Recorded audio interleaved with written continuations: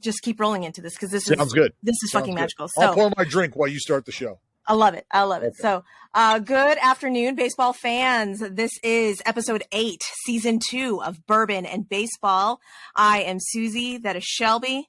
We got Dallas Braden over there fucking pouring out some Southern comfort, and we are fucking thrilled. So, if you have not already caught all of the F-bombs, that's what we do on this show because that's what we are. That's who we are. So if you have tiny children listening that don't want to listen to that, probably, ixnay on the odd pay. Is that what they've gotten? Yeah, but anyways,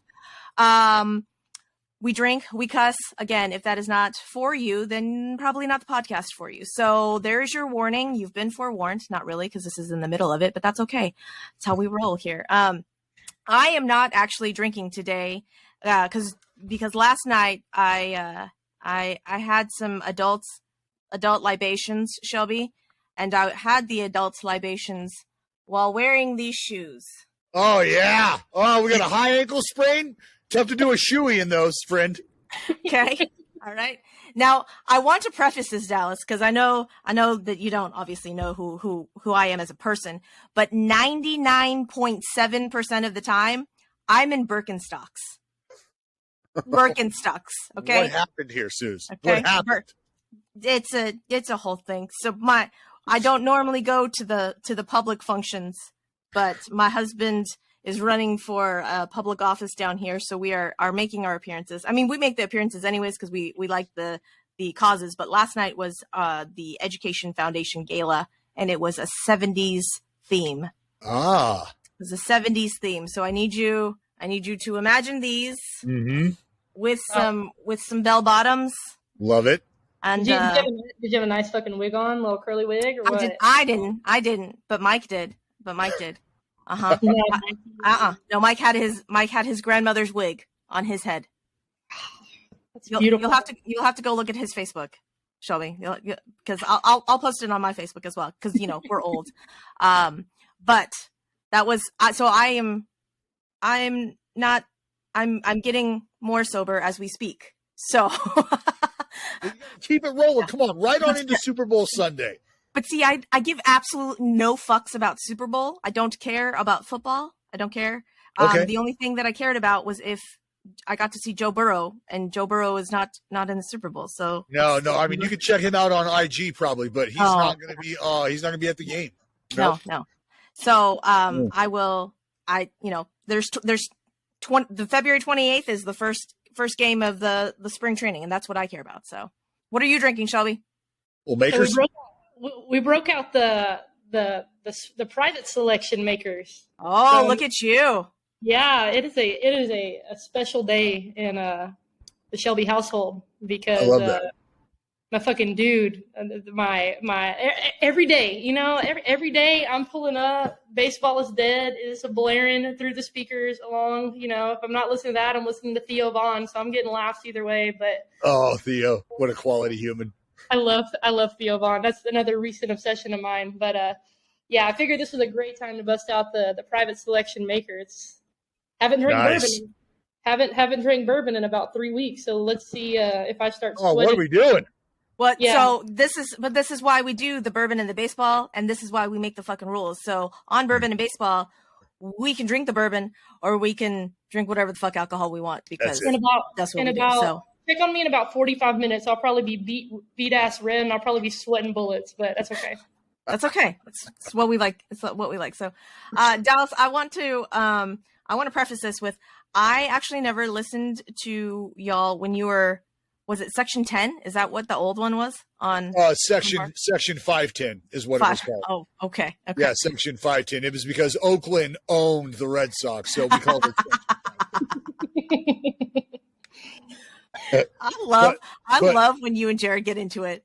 But yeah, Jared, it was the podcast formerly known as Starting Nine. Rest in peace. From what I understand, that is no longer. That's unfortunate. Yeah. But yeah, baseball is dead is where you catch the Rocket and I. That's where I started listening to y'all. And when I told this to Shelby, I really wish that I had like her actual actual reaction because she was like, shut the fuck up. Are you kidding me? I was like, no. I was like, wait, what? And she's like, well, how did you know? I was like, I don't know. I'm very sorry. So apparently I'm going to have to go back and try and find old episodes. You need to listen. Okay, if you're going to find old episodes of Starting Nine, you got to listen to the episodes when they were recruiting for the barn burner. Oh, okay. I was like, man, I'm going to shoot a video. I'm going to go out here. I'm going to throw straight gas and hit bombs because I'm like, so I played Division I college softball, and I'm like, man, I was like, we got to get some estrogen in this bad boy, and then I totally missed it. But oh yeah, they grabbed all these guys, sent their videos in, and they recruited them. They played at Field of Dreams, right? Was it Field of Dreams? We played on the field that is in the movie. That's fucking amazing. Oh, I mean, it was. I'm in for a treat. I need to go Google. It was bananas. It was absolutely bananas. Because that movie has a lot of sentimental value for me. So for us to be able to take what I knew was a group of guys who loved baseball and loved what Jared and I were doing with the game of baseball. So I knew we were going to have a kick-ass time. And then the folks at Field of Dreams, they were so on board. I had no idea that they were even fans of Jared and I and what we were doing. So that was really cool and really humbling to hear, to find out, because they had a lot to do with us being able to execute what we did, which is, like I said, take baseball fans from all over the country who met in Iowa and played just a pickup sandlot baseball game on the Field of Dreams, like on that field. Like it just, so that was an experience that, again, I'm so thankful that baseball has given me the opportunity to do cool shit like that. And that is one of the things that I know I will take to the grave is the excitement and just the vibe of that whole, like those whole 2 days. It was incredible. So the first Field of Dreams game, when it was the Yankees and the White Sox, and they walked through the corn. Yeah, I literally had chills, and I was looking at my husband. I'm like, oh my god, can you imagine? And he goes, "You're fucking ridiculous." Like, so I only started watching baseball in 2018. So when I watched Field of Dreams, like way back when, I didn't have any sort of emotional attachment, and then I watched that, and I was like, oh. So the fact that like you have all of the baseball experience doing that, like I can only imagine all of the chills. That was part of the like bucket list, right? Is to go see this place. So not only did I get to go see this place, but I got to play a game on this field. I have a standing invitation to come bring my family and stay in the house. So yeah. Oh yeah, trust me.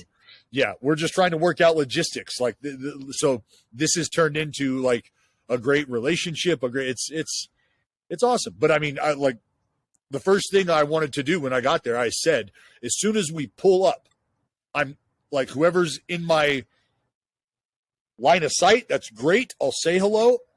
I'm walking to the cornfield and I'm going into the corn and then I'm walking out of the corn. I'm going to do that. Okay. Just know that. So that's exactly what I did. And then, we got to come into the game through the cornfield. So that was pretty cool. And then I'm sitting here, I'm trying to think of guys. So, Suzy, if you don't follow this guy, you need to go follow him. He's at King of JUCO. It's Eric Sim. Yes, I follow him. Do you know why I follow him? I don't give a fuck that he's the King of JUCO. Do you know why I follow him? Why? It's because he's fucking Korean. Korean content creator. Yes. And so, legitimately, I started listening to the podcast before I found out that he was fucking Korean. Mm-hmm. And when I looked at the YouTube, I legitimately said, "Shut the fuck up! This motherfucker is Korean." Because from his voice, you wouldn't think about it, right? Like you didn't. And then he said it on the podcast. I'm all, no, absolutely not. And I'm expecting like a half white kid or like a quarter Asian. No. This motherfucker is full. Yeah. And I was like, Korean tiny eyes and everything from Canada. Oh yeah. Yeah. Did not. I was like, done. We're gonna be friends now. He's a beauty. He's a beauty. Yeah, and he was a guy that we were like, yeah, we got to get him out here. So hopefully he turns in a video. He turned in a video. It was a good time. It was a good time. I'm imagining this guy, like, he's pretty he's pretty gritty in his videos, and I'm like imagining him coming out of the corner and being like, "Let's play a catch, baby, let's go." It was hype. It was definitely hype. We got him out on the mound. We actually, and then we, like, as we were going into extra innings, we're like, we're not gonna do all that. Like, let's do a home run derby or something like that. So we had him out there trying to hit homers into the cornfield. It was everything you would want that environment to be, right? And for that to unfold there was so awesome. Because I still keep in touch with a lot of those guys too. That's so awesome. I can't even That imagine. might be one of my biggest regrets of life is not turning in a video. I mean, who knows if I would have got picked, but man, I would have. Oh no, I'm telling you right now, because we didn't have, as far as I knew, we didn't receive any female videos. I'm gonna just float this out here right now, Dallas. Anytime you're in Houston, we will make all of the content with you just throwing gas at Shelby. Okay, like not me because I can't do shit. I'll record. Are you both in Houston? Yes. Okay, nice. All right. Well, we will be because A's, Astros, division. I will be in Houston multiple times this upcoming baseball season. Whenever you're in town, let us know. We got a good little spot right there by Minute Maid that they host quite a few people. So let us know and we can get that rolling. I love that. And Suzy, was the attraction to Sim, not attraction, but I mean attraction to the podcast. He's Korean. Are you Korean? Do you have Korean heritage? Yes. Yeah. I was I was born in Korea and then I was adopted when I was 2. So I grew up in Vegas, actually. Oh shit. Okay. Right on. So do you have I mean, I'm just going to throw this out there. I live and die by the Korean barbecue. Like I eat, like our staple foods are Mexican and Korean barbecue. And so I'm going to need you to lock me into a spot when I'm sure you have a spot, right? Yes. Okay. Yes. I need you to, we will take you, Dallas. Like, yes. We will, okay. Cause I want the authentic, for me, it's not Korean barbecue unless the ladies are pissed off and yelling at me half the time and just irritated that they have to do anything for me and really irritated that I know about a lot of the Korean off menu items that I would like. They're not happy about that either. They're like, come on, dude, come on. Right? So I want, because by the end of it, I love our place now because they know our daughters. They want to come in. They want us to bring our children in. They want to hang out with the kids. It's just, I love the vibe. I fucking love the vibe. Yes, the ajumas will cuss you in Korean while taking your orders. Like I will. I got you. I'm here for it. I got you. All right. Man, I don't know if they have blue moons though. So that's all right. That's all right. No, I'm good. We can go Kieran. We can go Sing Tao. Whatever we need to do. Perfect. So noted. I have to get in. Let me know, and I have to get in touch with our guy. We got a good little spot there by Minute Maid. I think it's a good time. Man, let's roll into it. So, the first thing I know I want to talk about, well, besides the fact that I'm a little sorry that you're an A's fan, but Shelby, don't be sorry. Don't be. The A's are our daddies. Like you know this. Okay, right. Like as an Astros fan, we know it's not the Yankees, it's not the Dodgers, it's the Oakland motherfucking Athletics that are the Astros daddies. People in the stadium, one of those being Dallas Braden. But so we talked about the king of JUCO. So we have in Houston, we have one of the best JUCO programs in the country, and with San Jacinto Junior College. Yep, Sanjak. Dude, you're a JUCO bandit. Oh yeah. And I just want to let you know that once I figured that out, I just knew. I knew. I was like, I'm not surprised at all. But JUCO bandit, Texas Tech Red Raider. Do you still claim? Do you still claim that a little bit? Oh, they get your damn guns up. Let's. Oh yeah. And I again love that. Tech is my squad. Big Jung family fan. Love the Jungs. I think Josh is going to be electric with the Rangers. But Young money, baby. So Shelby, did you know? Hold on, Shelby. Did you know that Mike's ancestors, something one of the first cousins or something like that, was the first actual Red Raider, and it was a whole It was a whole fucking joke. He came out on the Masked Rider. Yes, he came out and it was a joke. Like he did it as a prank, and then they ran with it and they like took and ran with it and was like oh shit. So his now he's Texas Tech royalty accidentally. It's all good. Accidentally, but he doesn't. We don't claim that. But yeah. And Shelb, I just met what I say 6 months ago, homegirl who drew the mascot, who created the mascot back in 60 whatever. Yes. That's amazing. He works with one of the not one of the biggest, the biggest card sellers on eBay. The biggest like baseball card seller, sport card seller, like she works with this guy. And I got to meet her and she was like, "You're a Red Raider. You know that I've got some history about the Red Raiders." And she showed me the article and I was just like, unreal. And I said exactly what you said. I said, "You are Red Raider royalty." I said, "Well, actually you created Red Raider royalty." So I fucking love it. Tell us a little bit about your come up to the A's. What 2009 opening day starter? Correct. 2009 was 2009. Yes, yeah. And 2000. I was opening day starter. Opening day starter 2009. 2010 it was Ben Sheets. But 2000. I mean. That was really cool for me because, 2007 was my rookie year. I was up and down 9 different times, just getting my ass kicked, trying to figure out how to survive at the big league level. And, to find myself a year and a half later in a spot where I'm now being asked to start the season. And let's not get it twisted.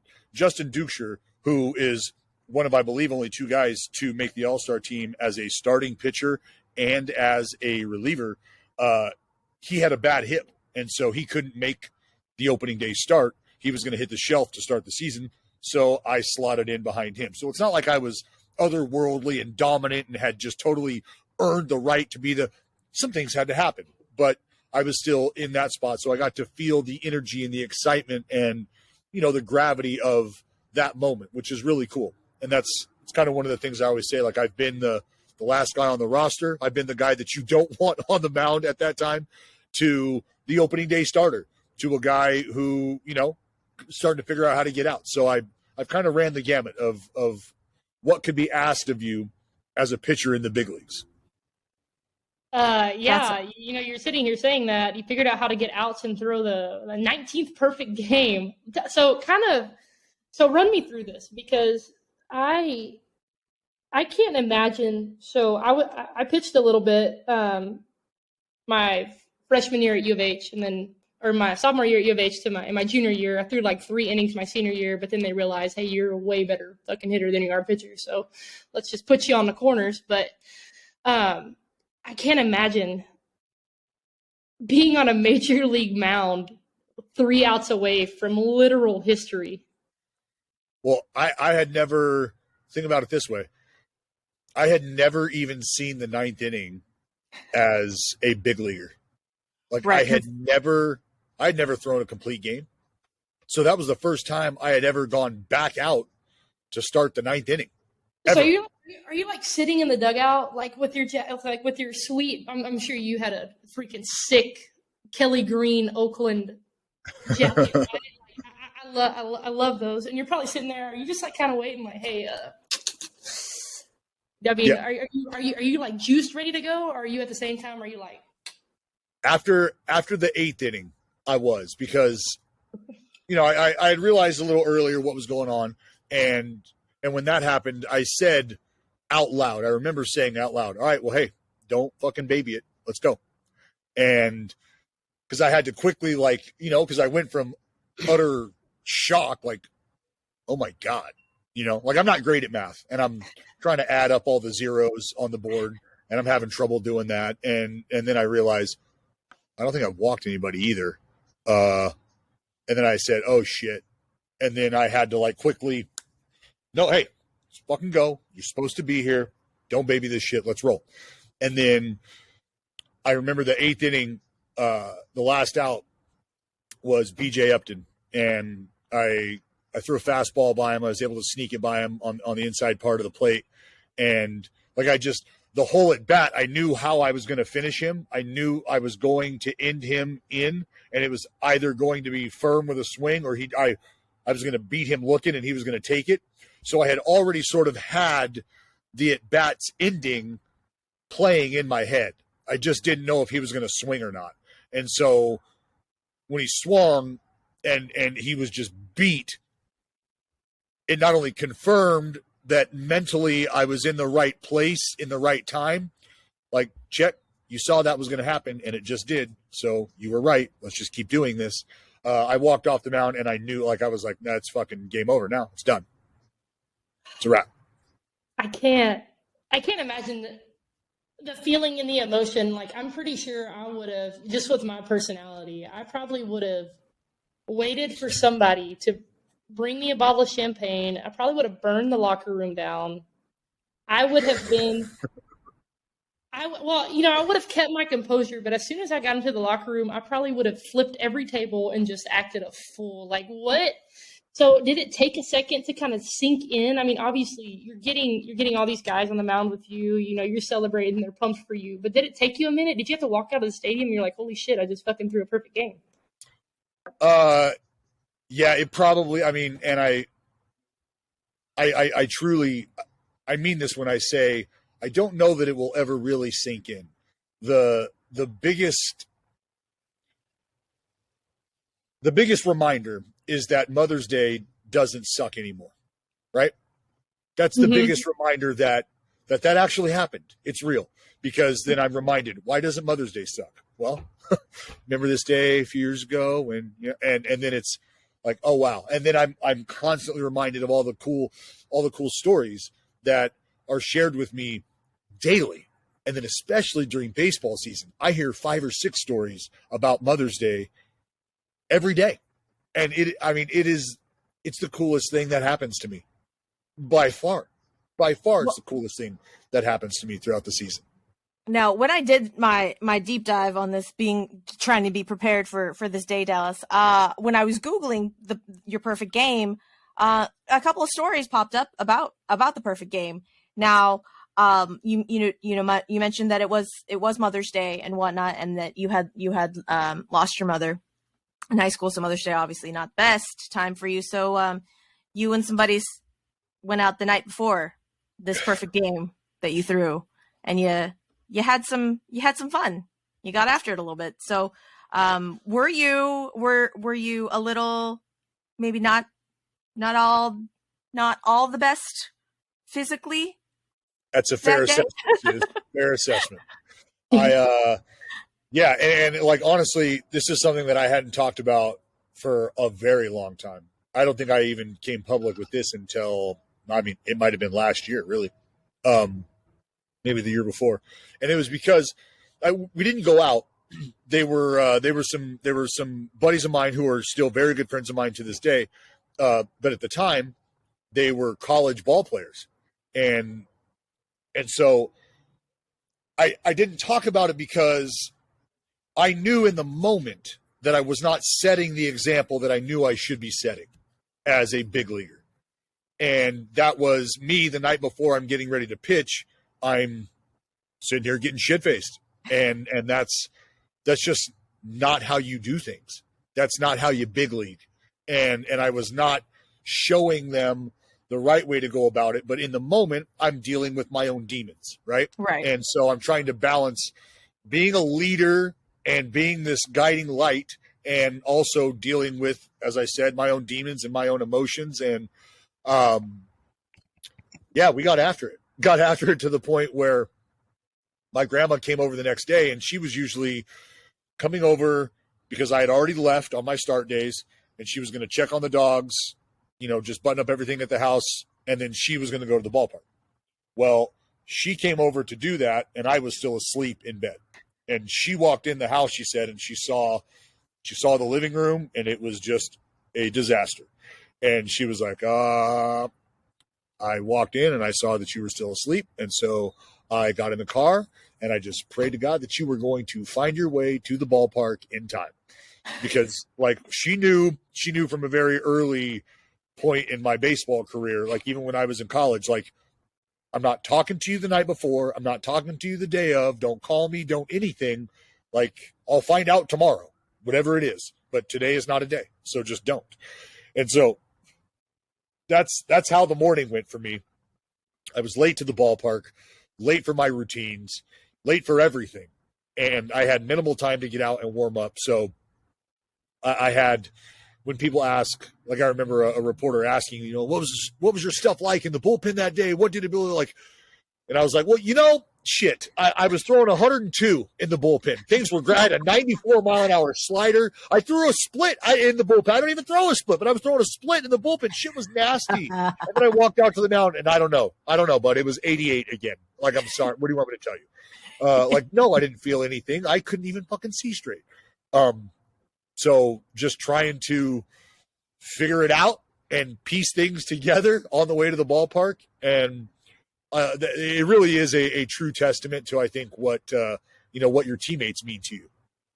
Because once you start to snap out of it, like there's 24 other men, including the coaching staff and the training staff, that work their ass off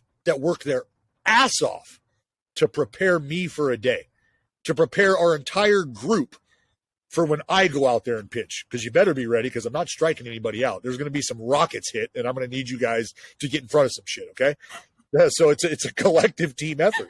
And it was, like I said, it just wasn't something that I was proud of, for a long time, because I take it as a personal responsibility to lead the way, to show ball players that there is a right way to go about things. There can be different ways to go about things. There's a right way to go about things. And at that point in time, trying to work our way through 2 handles of liquor and a couple 30 boxes it's not how we go about this.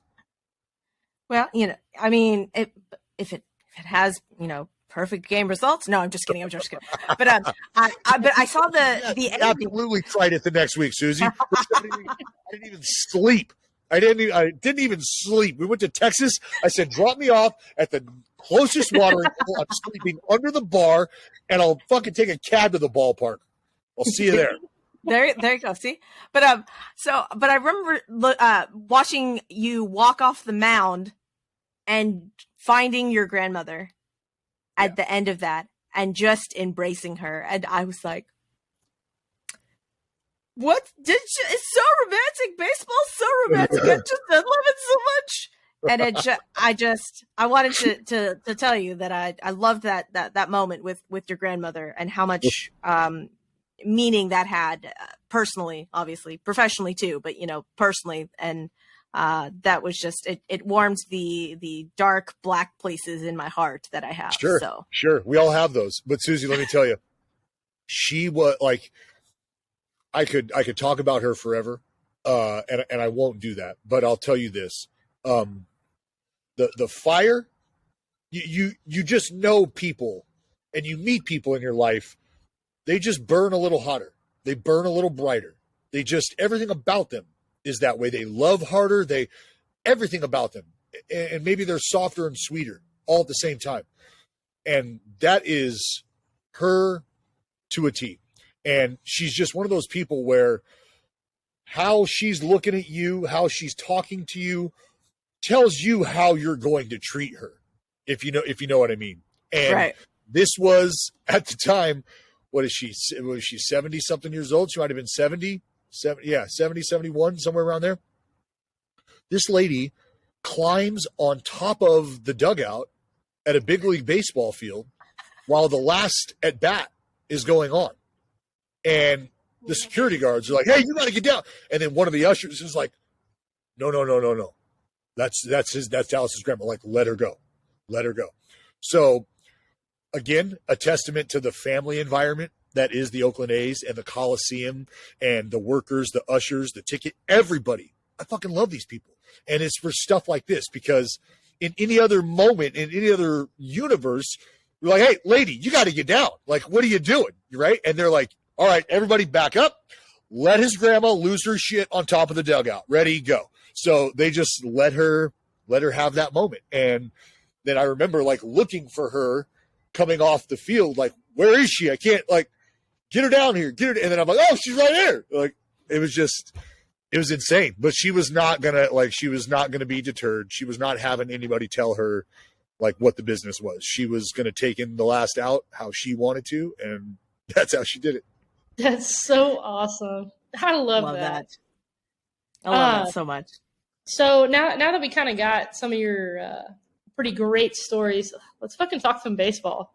Yeah. Let's talk some baseball. Suzy, what are we thinking here? What are your feelings? I don't know. All of them, all of the feelings, all of them. So I got to tell Dallas a little backstory. So I am like very recently, within the past probably like 2 months, obsessed with the Arizona Diamondbacks, like specifically the 2001 team, right? Okay. A lot of former Astros. What, you big Lugo fan? Do what? I'm sorry? Luis Gonzalez? Yeah. Oh, fucking Gonzo, Kurt Schilling, Randy Johnson, Steve Finley. I am like, so then I took a dive into the Diamondbacks now, and I'm like, they're going to win fucking 80 games this year. Corbin Carroll, Jake McCarthy. You got Kyle Lewis, Lourdes Gurriel. You got They just signed Andrew Chafin. They just signed Andrew Chafin to go over there. You got a lefty?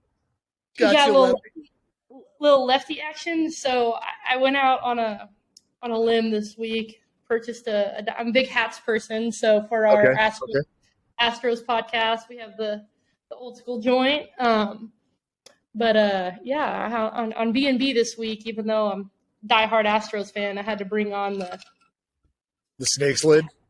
I love the D-backs. Serpents. Oh man, I think they're sneaky good. The what? I think they're sneaky good. I don't trust their bullpen, but the rest of them.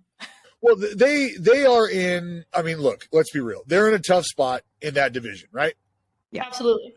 They're in a tough spot. So, as much as it is, look, it's always exciting to think about what the new season holds. Like you said, thinking about the new additions, where teams fit in. I think that's where my brain goes initially, though, is where do teams fit in within the division? Because in all honesty, it's, like I said, it's fun to get excited about what your team looks like. But I don't know how much fun it is to really start to look at things when you go, oh, that's right. Madison Bumgarner's in that rotation. Well, what I'm thinking is things look great on our side of the fence, but we also got to play the Dodgers. And we've also got this other team, the San Diego Padres, if you've heard of them, that are spending $1 billion on players. So, yeah, you're excited about the potential for what, but then it's like, okay, truthfully, where do we fit into this equation in the division? Because Zach Gallen, not excited about Zach Gallen? Should be excited about it. Thrilled with Zach Gallen. Sneaky guy last year. Sneaky guy. Sure. I just what's tough is I don't know that and I got a lot of love for the baby faces ass and Zach Davies too. Mm-hmm. But yeah, look, let's be straight up. 4th place? Sorry? Oh yeah. No. I'm sorry. No doubt. No doubt. It just I mean, no doubt. Well, so hold on. Let me. So like I said, I'm a recent baseball convert here. Okay. So like 2018 is when I started watching baseball. Okay. So I want you to think about that timeline and that context. So before 2018, I am a black hole of baseball knowledge. So I am going back and watching all of the old World Series. Okay. And the World Series that I'm on now is the 2014 World Series. Okay. I'm watching this game, and there's an actual blind reaction to this on YouTube, and I just say the most asinine, stupid things on the entire planet because I'm watching all of these old games in relation to what the baseball knowledge that I have now. So Madison Bumgarner is pitching this game, right? And his stats come up on the screen. I'm sorry. A 1.29? What, are you kidding me right now? What? And I legitimately say on the video, Mike, which is my husband, do you know what Madison Bumgarner's ERA is now? It's like a 5. What do you mean Madison Bumgarner was good? I was like mind blown, and everyone is like, you're an idiot. See, I'm like, I don't know that Madison Bumgarner. I know this Madison Bumgarner. And it makes me sad. It makes me sad that I did not get to see that Madison Bumgarner like now, but I'm enjoying it. Well, no, but you understand, and this is what I'm sure you're becoming aware of, is in the game of baseball for a long time, and it's still happening. You're compensated for what you did, right? So the celebration of what you did gets extended a little because you then get compensated for what you did.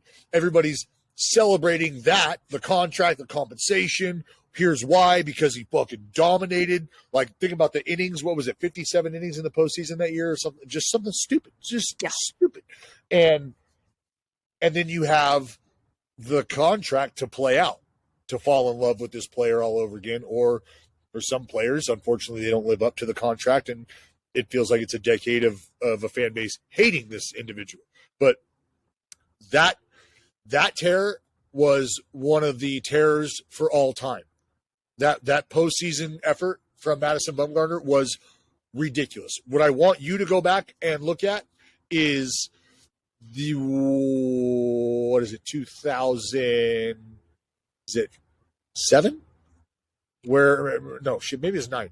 CC Sabathia, when he went to the Milwaukee Brewers. CC Sabathia, Suzy, down the last month of the season, made starts on 3 days rest so that he could get his team into the postseason. And he did that. Damn. And he pitched them into the postseason. He went 11-2. Just absolute hero. Wow. Shit. Hero shit. Ridiculous stuff. I will go back and watch that. Yeah, like it's just, I mean, and it's not like just, it's fun to go on Baseball Reference and look at some of those numbers in the season and just like compute and think about what those outings look like. You know, to have a guy like Bum do what he did over that postseason stretch and just dominate, come in, what was it, game 7, 5 innings, 5 one-hit innings, shutout, like just incredible stuff. Yeah, I only know D-backs Madison Bumgarner. I don't know Giants Madison Bumgarner, and that was the first thing out of my mouth. Madison Bumgarner was a Giant, and because I'm dumb. Oh yeah, forever Giant. I only know Mad Bum as a Giant. That's like I don't know as good baseball fans should, but you know, again, like. No, you're a good baseball fan. You're just a new baseball fan. Yeah. Well, and it's it was funny. I was listening to the last episode of Baseball is Dead, and Jared, was it Baseball is Dead or was it his Carrabba's podcast? I don't remember. It was Jared. It was Jared's fucking voice talking about baseball fans and how they don't know him as like the Nesson guy or whatever.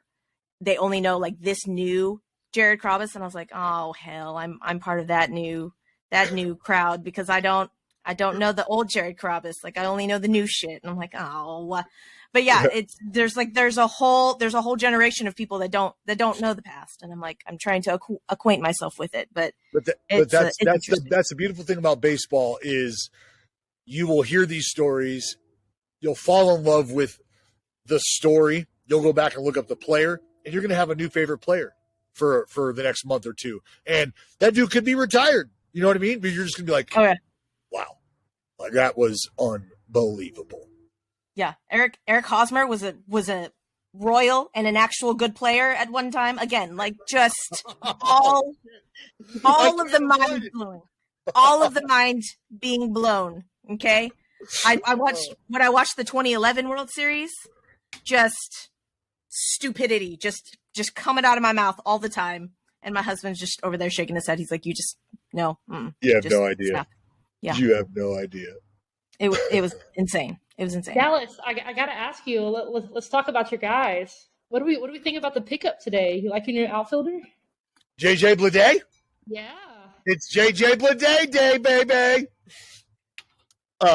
This is something that I know I talk about with A's fans. I talk about with fans who might be newly minted to the game and who are curious to find out, okay, I hear a lot about why the A's do what they do. I hear about what they do. Maybe you can tell me why they do what they do. And there's a lot of business involved in that answer. And so on the baseball side of things, what you see is an organization who understands the value in flexibility, understands the value in versatility.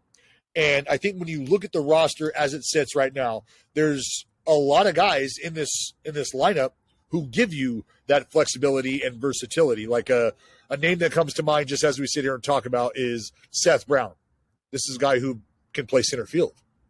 This guy who can play the outfield. He can also go play first base. And clearly, because he hits, he can DH as well. Not a real position per se to account for.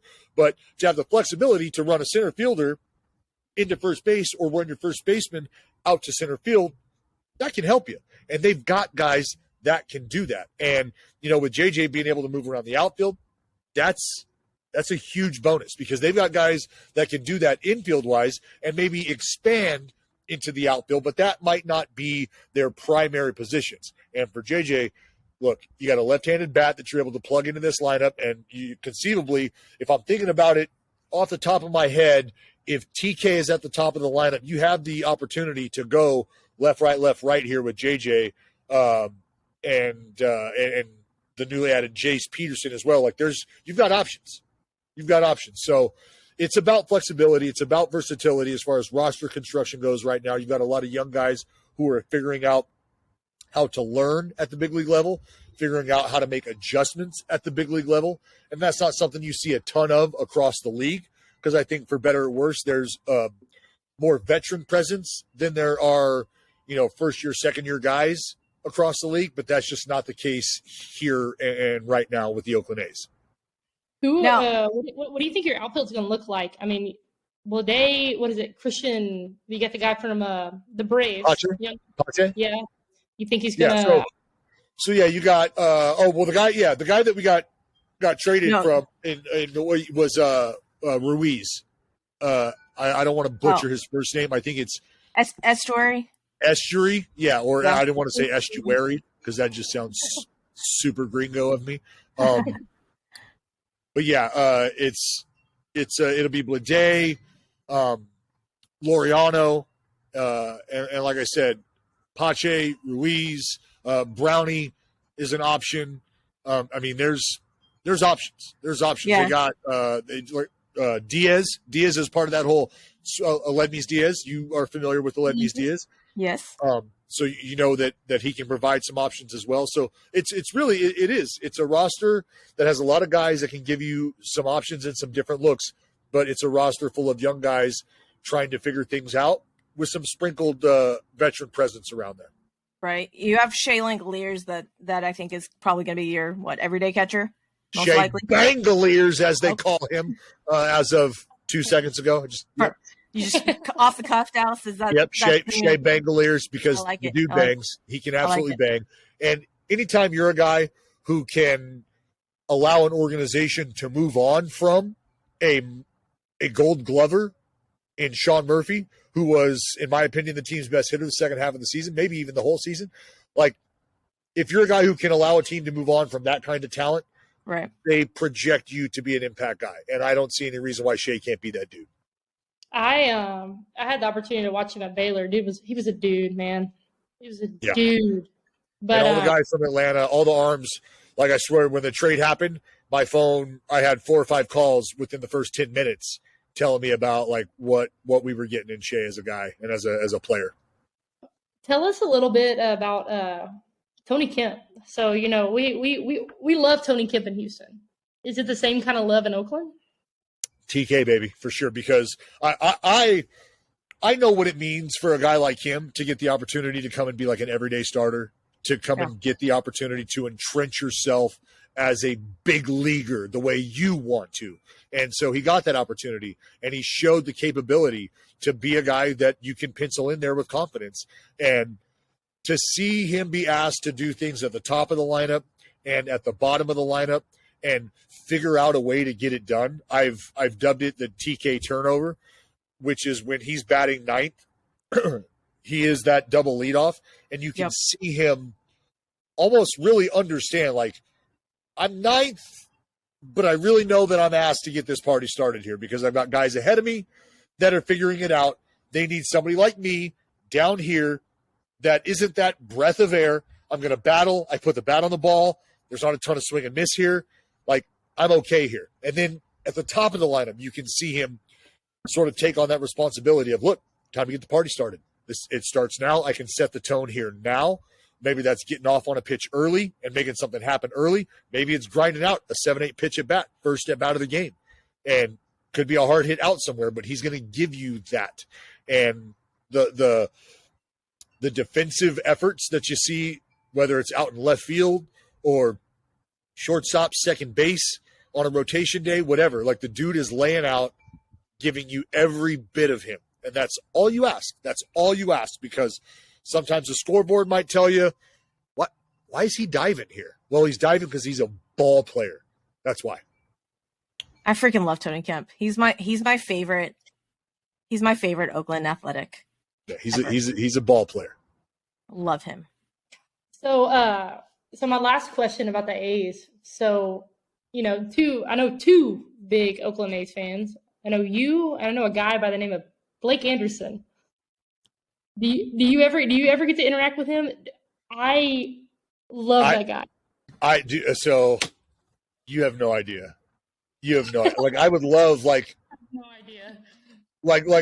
It's almost like I don't pursue it to an extent because, like, man, I don't know if I have room for like 3 more friends in my life, because I know that, like, we would just be boys, and then, like, his homies are going to be we're going to be homies. We're going to have a great time. It's going to be a blast. It's going to be a ton of fun. I have DM'd him, and we've DM'd back and forth, just talking about the A's. Like, I want to get him. I'm trying to, and if I'm being honest, maybe sooner in the season rather than later in the season.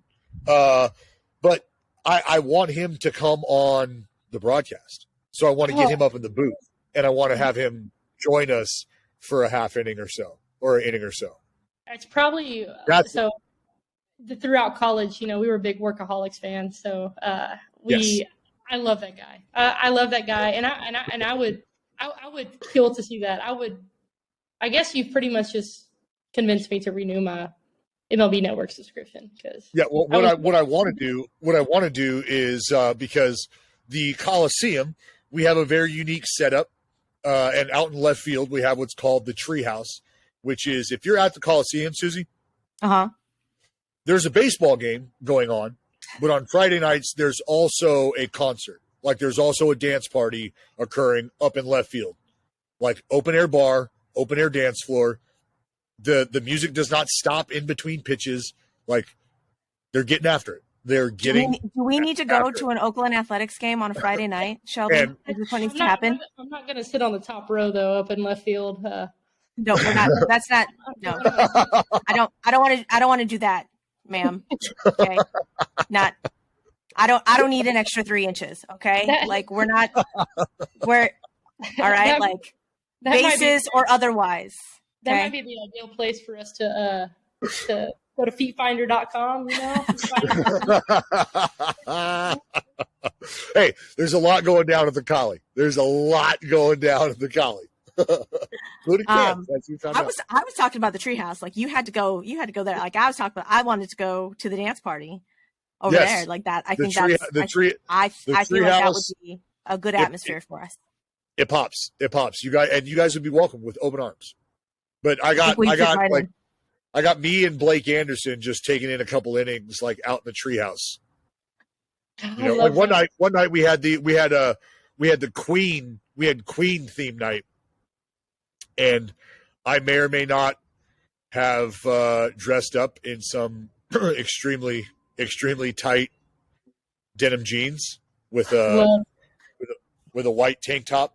I may or may not have been Freddie Mercury. There's video footage of this, yes. Oh, okay. Another deep dive, I will go.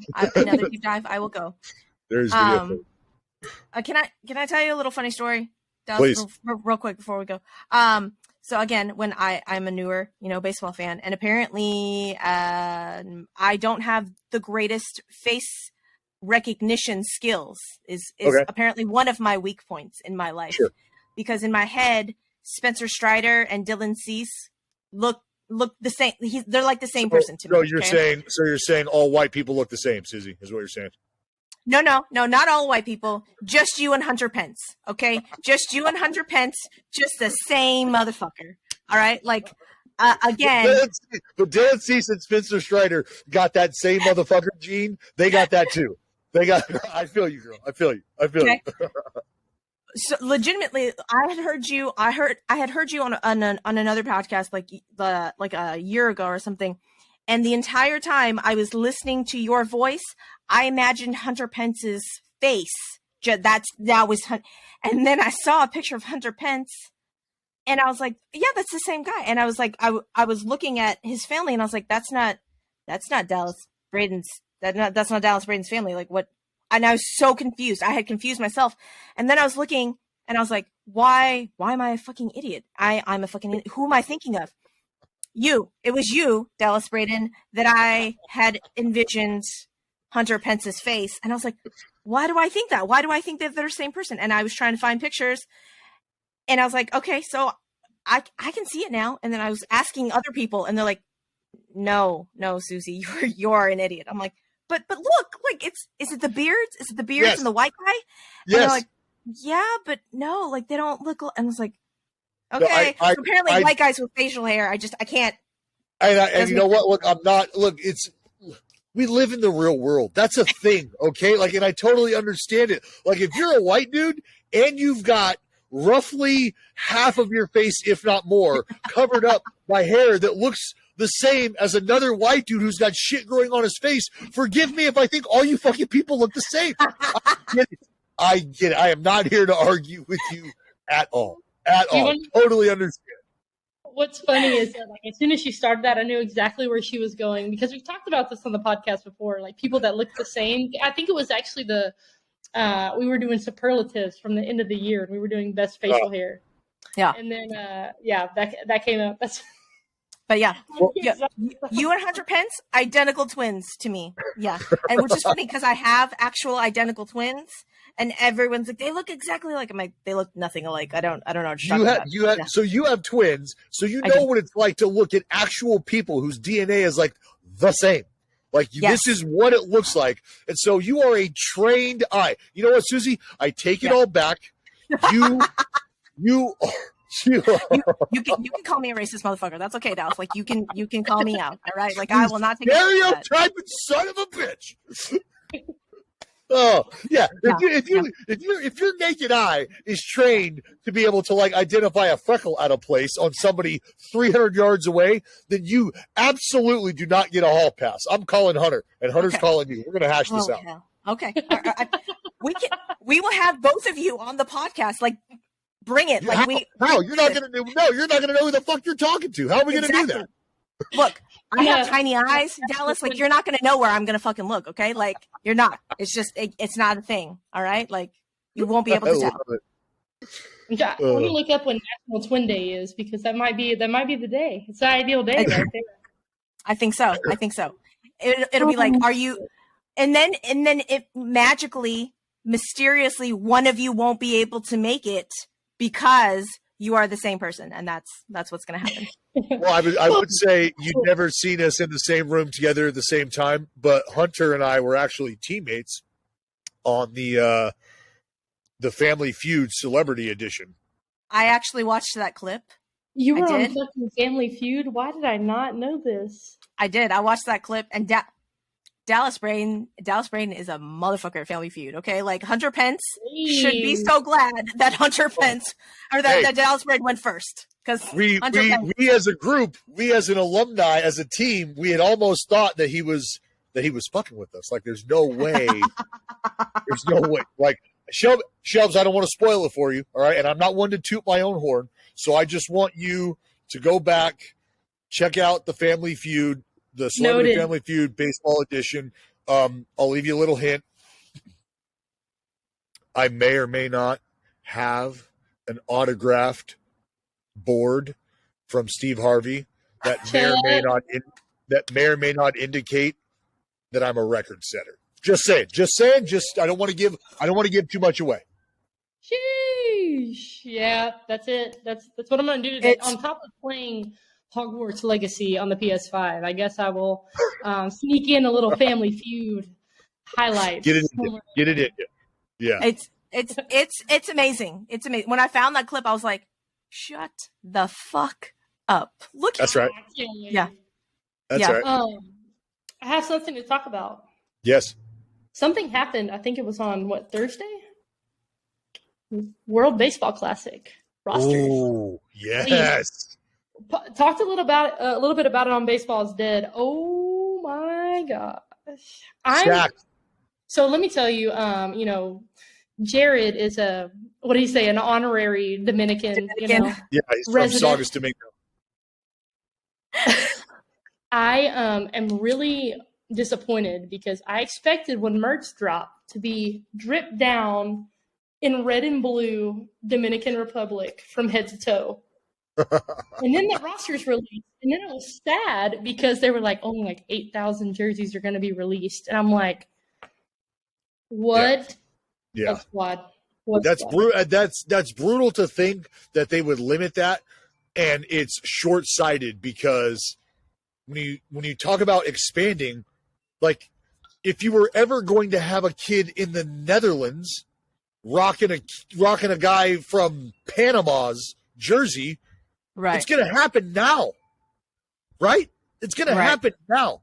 Like what happens when somebody falls in love with a player for the first time and they can't go get their jersey? Well, I'm not telling you that the love is going to be stifled permanently, but damn, could you imagine what sort of a rocket ship of fandom they would be riding should they be able to get that jersey? Should they? So I understand it's not just a MLB thing. There's a lot of moving parts behind the scenes when it comes to shit like that.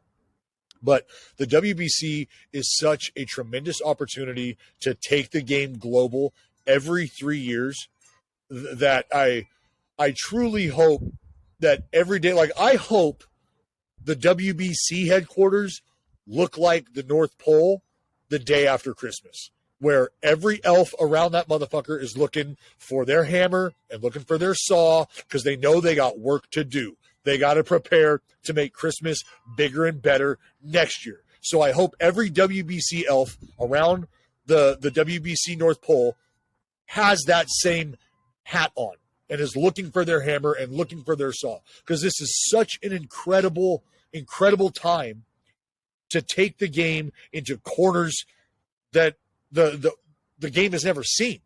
Like I'm following guys and DMing guys and sending stuff to Cameroon and to India and to like just anybody that gives a shit about baseball. You try to help. And if you have a chance to grow the game where it's on a platform like the WBC, buddy, get your water pails out. Let's go. Okay, so we'll talk about two rosters, obviously, that have been talked. Let's talk about the USA roster, and let's talk about the Dominican roster. Okay, yeah. I said this, I think, last week on our podcast. Absolutely, we are big Kyle Tucker fans. Like, me and Suzy are like, Kyle Tucker, I got to meet him last year, but I think if I ever saw him again, I might pass out and freak out. Like, I usually keep it pretty cool, but I don't think I would keep it cool. So let's just talk about the outfielders for the Dominican first. Teoscar Hernandez. Yeah, ridiculous. Julio Rodriguez. Juan Soto. That's the outfielders only. That's stupid. That's so stupid. Infielders, you got Willie Adames, right? Robinson Cano, Rafi, Wander Franco, Vlad Jr., Manny, Ketel Marte, Jeremy Pena, Gene Segura. Dumb. I mean, just so dumb. I think that might be.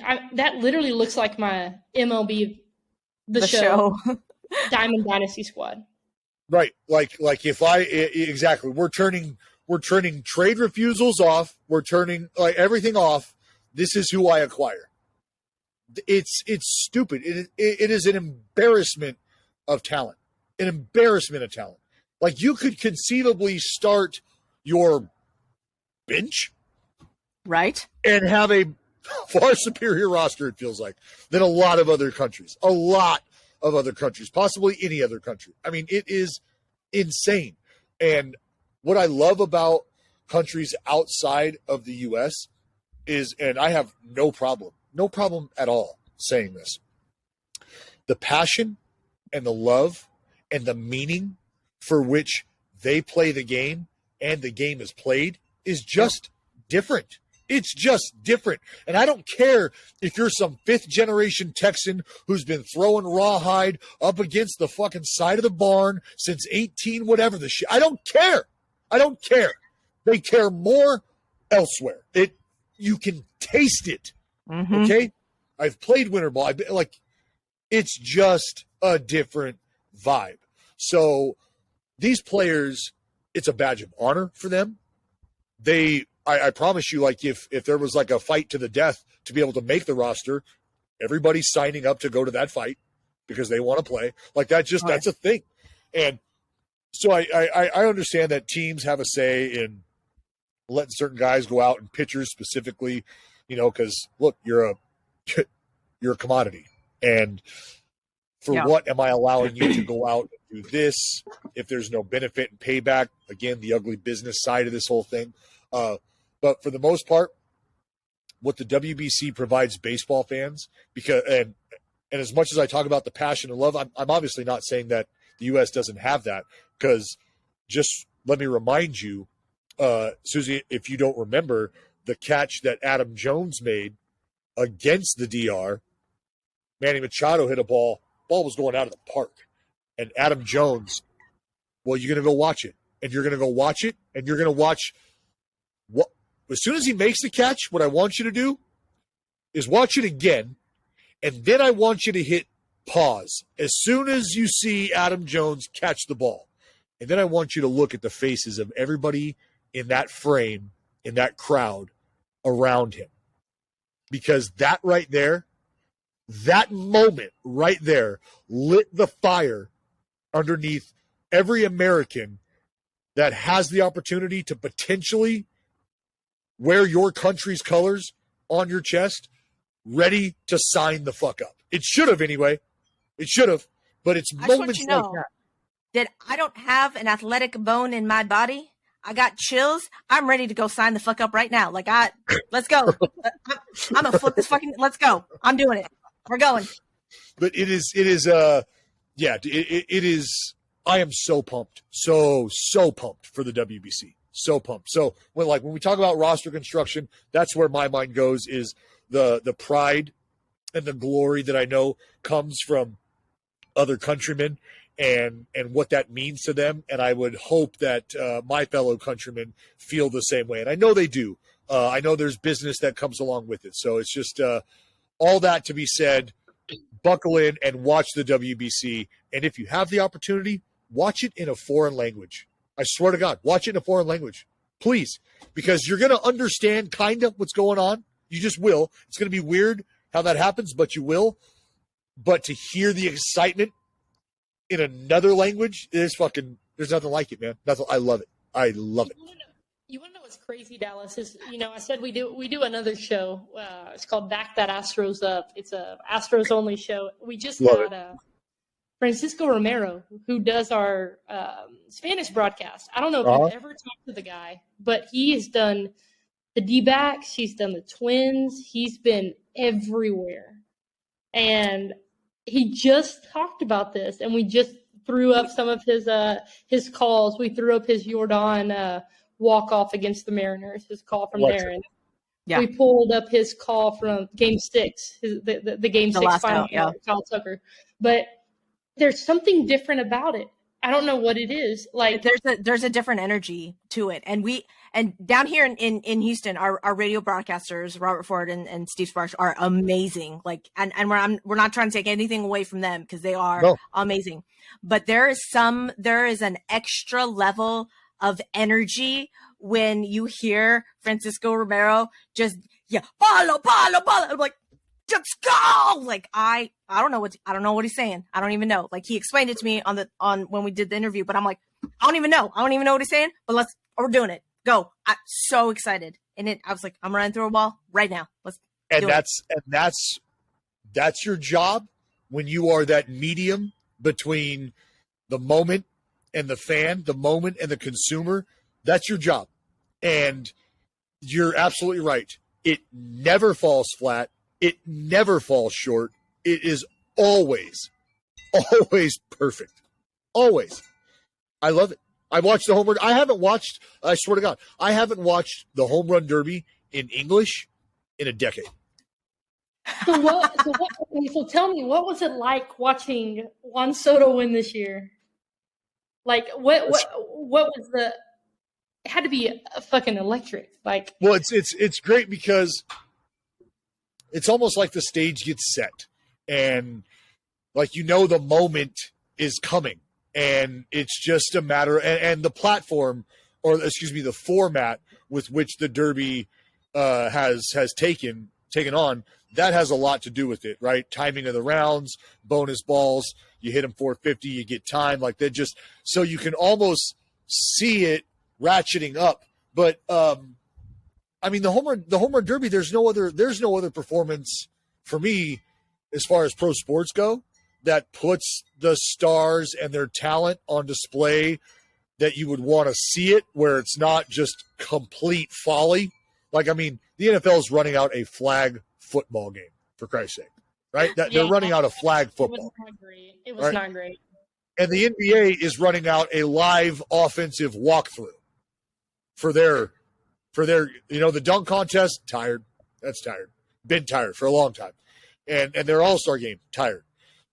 Major League Baseball, All-Star game, dudes are throwing 100 miles an hour, trying to hit the ball 500 feet. That just doesn't go away. And then in the home run derby, they're trying to hit the ball 700 feet, and that doesn't go away either. So it's competitive. Somebody wants to win a truck. Somebody wants a check. I mean, Pete Alonso's making bank just cashing out the home run derby. You know what I mean? Like, come on. Yeah. It's funny that you touched on that because one thing I wanted to touch on that you actually talked about this week on Baseball is Dead, Alex Bregman. So Alex Bregman is playing in the NBA Celebrity All-Star Game. Yeah. No. Well, I thought he's the coach. No? Did I miss that? Like, I know that Albert Pujols was actually playing, which I'm like, I don't know how he's going to run up and down. I'm sorry, he is going to be a coach. But one thing I just want to let you know, Dallas, that you touched on this week is, y'all touched a little bit on the scandal, that we know that's going to come through. But you came back and you said, no matter what, Alex Bregman is still being a dude. Like, he is still a dude. I don't know what it is, but I have a feeling about Alex Bregman this year. I think he's going to go fucking nuts. I think Alex Bregman is going to go nuts this year. So he's and my whole point was that, as you said, forever, and that's part of the conversation that was had early when the topic was hot, was this is going to follow these guys for the rest of their career, and it will. And right. I just hope that if you didn't know them before, and that was your first taste of these guys as a player, was that discrepancy, was that transgression, then I'd also like to remind you of who they are as people on the positive side. If I've had an encounter with them and I can speak to that, I'm going to do that, because what I saw Alex do for fans and what I know that means to those fans, that means something if you genuinely give a shit about growing the game of baseball. Because in that moment, he was their favorite player, their hero, their everything. And then from there, he had to deal with talking about or not talking about or hearing or not hearing the opinions of what happened and maybe not being that hero anymore. And you got a choice to make. You can keep showing up and keep trying to be the same guy you were, short of the mistakes you made, or you could let that eat you alive. And he has showed up and been the same dude. And he's taken the arrows. And so he's been the model citizen, I think, for guys in terms of how you're going to wear it. How should you wear it? Should something like this happen and you get caught and you got to wear it? How do you go about it? let me present Alex Bregman 101, how to wear it. God, I don't know what it is, and I've been talking about this a couple weeks. I don't know what it is about this year, but I really think. Do I think we're going to get Silver Slugger Alex Bregman again? Maybe not, but I think there's a different fire in Alex Bregman coming up this year. So high level performer on both sides of the ball. Oh, an unbelievable third baseman. I mean, obviously he's going to get slept on behind, Manny Machado, Nolan Arenado, unbelievable guys, obviously. But I'm freaking pumped to watch that guy. But that's one thing I wanted to talk to you about, because that hit home for us, especially because hell, we take all kinds of fire, right? We take all kinds of fire for being Astros fans. So that really meant a lot on your platform to say something like that. And I mean, obviously everybody has their own kind of opinions, but when you came out and said that, I was like, fuck yeah. Like, I was already a Dallas Braden fan, but that pretty much sealed the deal for me, man. Well then I need you guys to do some legwork for me, because I ain't saying no more nice shit about him until he brings me my fucking Breggy Bomb salsa, because he's been ducking me for a year now on the Breggy Bomb. And he told me, I'll bring it to you, bro. Oh, all right, my bad. I left it. I'll bring it next road trip. He didn't bring it. So now during the broadcast, like I'm waiting for a moment where he's not in the game, where he might be inside watching the game, so I could then just air him out about not coming through with my fucking salsa. So, okay, we have zero sponsors like at all, but so we went to Fan Fest. It was nothing like Padres Fan Fest. It was not as overwhelming as Padres Fan Fest, but I did stop by the Breggy Bomb booth. And one thing I want to add to my baseball memorabilia, well, number one, I need to add a Dallas Braden 19th perfect game ball to my. Let's go. So, but I also need an Alex Bregman ball. But I did. If you're not fucking seasoning your steaks with Breggy Bomb Hefe seasoning, listen to you're you. missing out. You're missing out. Listen, yeah, you know what? I don't know. I could recommend it. I could recommend a nice Breggy Bomb salsa with your meal or before you have the El Jefe seasoned steak, but I don't know. That could be rat poison for all I know. I don't know. I've never tasted it. So I can't confirm that it's not rat poison. Dude, this shit is the real deal. 10 out of 10. Look, all right. Well, I guess I'll have to take your word for it, because I'll never know what the salsa We will send you a Breggy Bomb box. No, I don't want it. I don't want it from you, Suzy. I want it from him. He told me he was going to give it to me, and he hasn't given it to me. Well, contrary to popular belief, we don't have pull with Alex Bregman. I know it would seem like that because we are like not anything on the U.S. charts of baseball, but in Australia, bourbon and baseball is blowing up. Okay. So I'm just saying, in Australia, if Alex Bregman played in Australia, we would have that pull. We would. Okay. We would. Right. Okay. Here in the United States, we're still climbing those charts. We're still getting up there. Okay. But I will go get you some Breggy Bomb at HEB and send it to you, Dallas. Okay? If you got Breggy Bomb waiting for me in a plastic bag before we go to Korean barbecue when we're in Houston, I won't be mad at you. Okay, we got you. We got you. Hey, Dallas, we don't want to take up the rest of your day. It's Super Bowl Sunday. I know you said you're out of alcohol. I know that's kind of underwhelming, but that is brutal. I have a couple questions to kind of close the show out. So, number one, who is your sleeper starting pitcher this next year? Ooh, sleeper starting pitcher. And if it's not Hunter Green from the Reds, what are you even doing? I'm just kidding. Well, part of me wants to go a different route.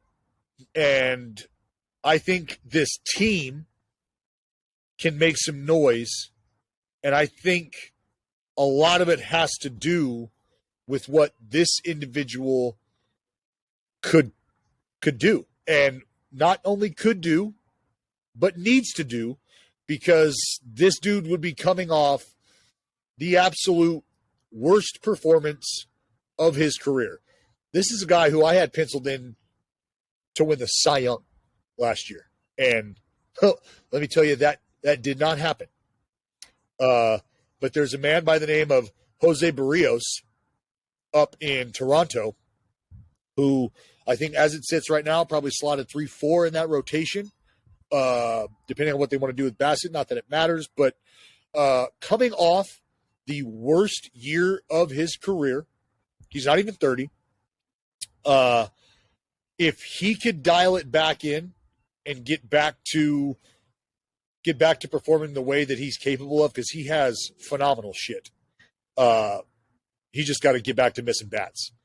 I think that could be a surprise, a bounce back. Jose Barrios, another guy.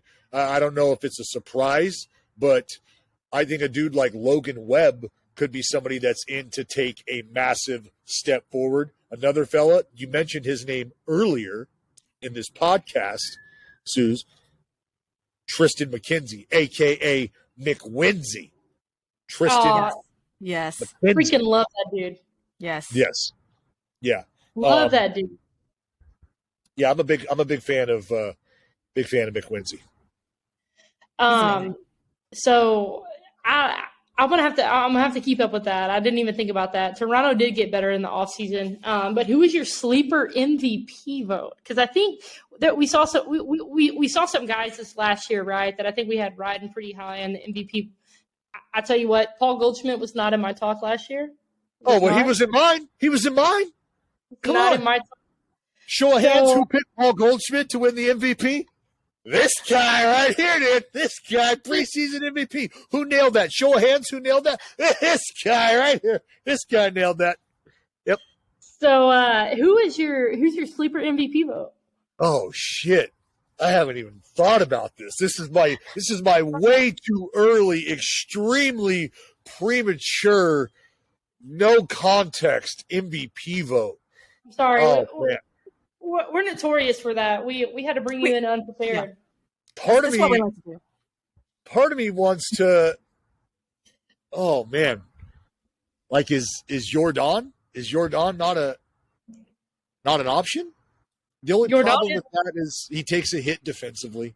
Man, we're talking AL.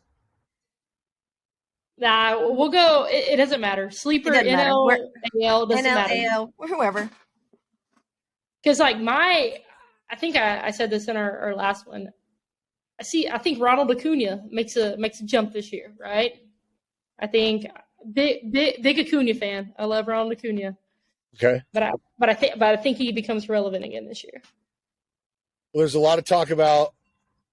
I don't know if it's a surprise because if it wasn't for Manny Machado, the Padres would have been off the face of the planet last year. Yeah, Manny's not. He's not a surprise for me. He's not a sleeper. Like, who's going to pick up a vote and you're going to be like, "Holy shit! I did not see that coming." That's a great question. Here I am. I'm thinking of like the little, like the new kids, and then I was like, wait, are they gonna be rookie of the year? Was my next thing. I was like, I don't think they can be both. So like, does MJ Melendez, Bobby Witt, Wander Franco really didn't live I really don't think he lived up to the hype. Does he come back and have a monster year? Petered out a bit. Yeah, that's one way to go. Like, because I just don't know how many sort of, what would you be surprised that Julio Rodriguez is in the MVP conversation? Like, I don't know that I would be terribly surprised by that.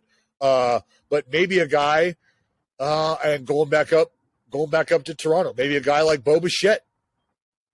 Oh, there you go. He's a player. Oh, yeah. He's a player that I have always felt like, dude, this could be why can't this be a 25, 30 guy? Like, I feel like that could be a thing for him. Because he's got help in that lineup. You got guys around him that can give him the protection. And if he can do what he needs to do with the pitches, he's going to play great defense.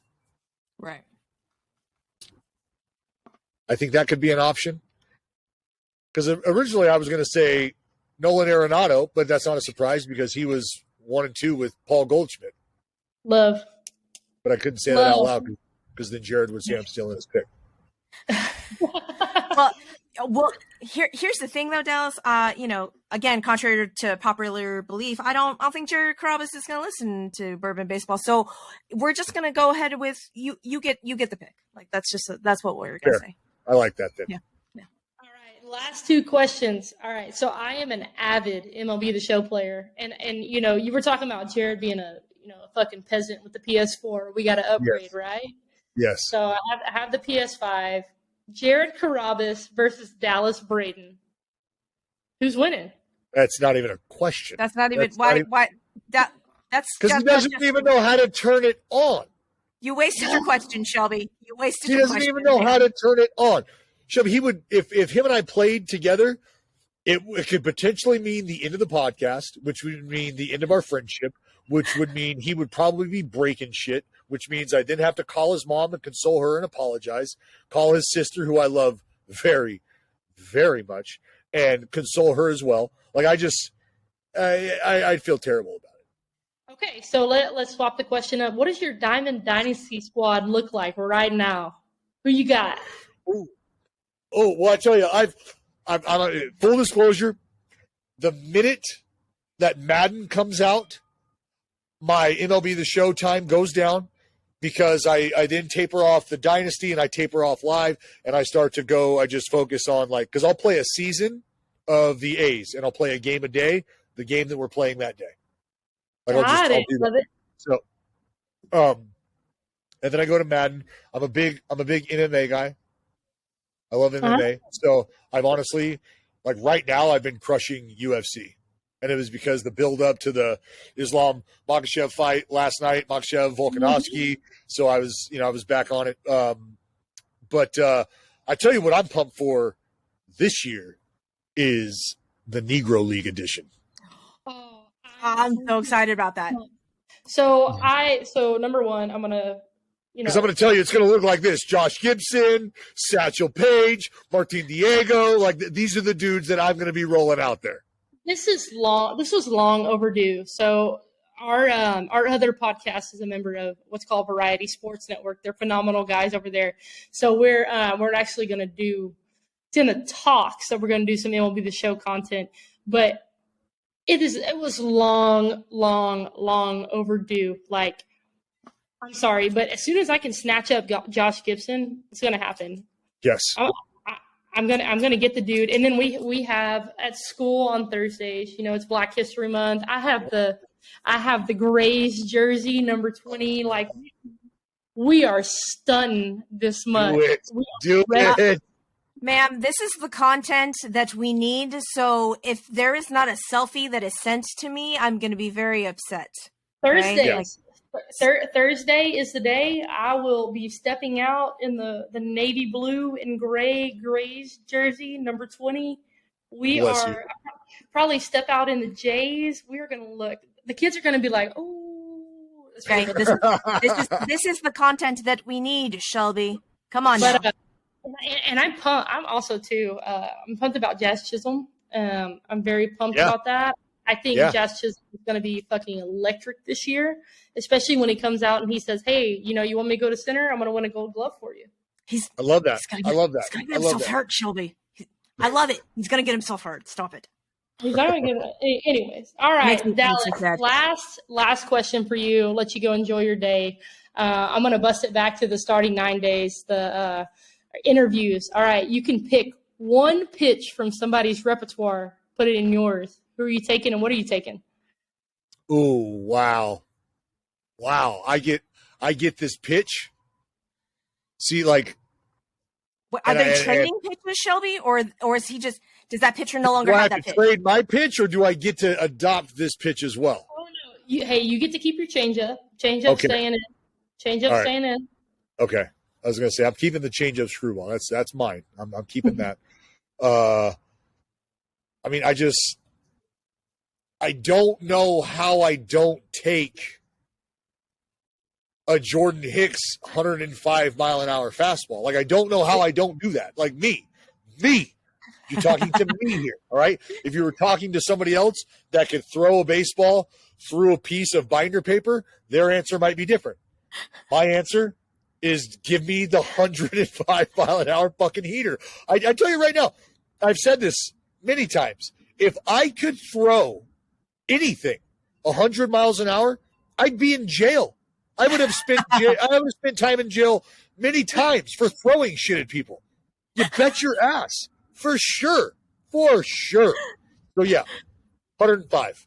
No doubt. 105. And I don't care who's 105. I mean, if you want to give me Bob Feller's 105 for when he was throwing the baseball against the guy on the scooter to see how fast he could throw, give me Bob Feller's 105. If you want to give me Nolan Ryan's 103, 107, whatever on the jump, give me that. Give me the hardest fucking heater ever thrown so I can hurt some feelings and take some souls. You know, I just want to let you know, I expected nothing less right there. Nothing less. You lived up to all the expectations that I had for that answer. Dallas Braden, thank you so much for coming on today, taking time out of your Super Bowl Sunday to come hang out with two interesting chicks for sure. Definitely interesting, to say the least, man. Thank you guys for reaching out. I've had a blast. Seriously, I've had a blast. And I can't tell you guys thank you enough for going out on the limb that I'm sure was scary and unstable at first. Like, what are we going to do? Is this what we want to do? Is this what? And you did it, and you did it. You did it well. You're doing it well. Continue to do it. This is the kind of shit that the game needs. This is the kind of exposure that folks like you need, people who love the game and are willing to do whatever they can to talk about it, to be around it, to enjoy it, to create content around it. That shit matters. So the minute that you guys reached out, it was an absolute yes. Just got to figure out when. And if I can ever be of any help, if you ever want me to come on and talk some more shit again, hit me up, girls. You got the number. Okay. We're 1,000% serious. When the A's come through, we're going to take you for Korean. Okay. We've already talked about that. That's a fucking done deal. It's happening. It's happening. That's old shit, Sue. That's old shit. If you don't show up with my bag of Brady Bomb, though, you're paying. Hey, text your boy, let him know. But at the end of the day, we got you no matter what. But Dallas Braden, tell us a little bit before you head off. Where can we find you on Twitter? Where can we find your podcast? Where can we find you on Instagram? Tell us the spots. At Dallas Braden 209 on the tweet box. The 209 mayor, Dallas Braden on Instagram. TikTok as well, very limited. Very, very not even, just super random shit on TikTok. And let's see, baseball is dead. Anywhere you're listening to a podcast, they got us. So holler at your boy. And I'll put all those social media links in the show description, so y'all can just click on that and just follow Dallas Braden. Dallas Braden, you are now my 1A favorite player ever. Like, it's like Kyle Tucker and then like Dallas Braden, like right there. You want to know why? I might have to get some Kelly Green, man. Just because it's Super Bowl Sunday, I wanted to show you. You see what that says? Right there, Dallas Braden, the Mud Villains, 2023 fantasy champs. Why? Because I rode the curtails of former Red Raider Patrick Mahomes all the way to the promised land. That's right. I'm telling you, I'm about to be dripped down in some Texas Tech baseball and some Kelly Green. I'm gonna have to get some Kelly Green now. I gotta add it. I gotta add the green. We are now the biggest Dallas Braden fans. Yeah, I've got some Pound Town hooded sweatshirts and some Get Off My Mountain t-shirts with your guys' name on it. Just gonna need a size and an address. Hell yeah. Dallas, thank you so much. Enjoy your Super Bowl Sunday with the boys up what you said, you're up north, right? At a buddy's house? That's right. In Stockton in the 209. Hell yeah. Dallas, thank you so much. Look forward to keeping in touch with you. No problem. We'll see you soon, ladies. I can taste the barbecue. I'm so excited. Later, girls. Bye. What a guy.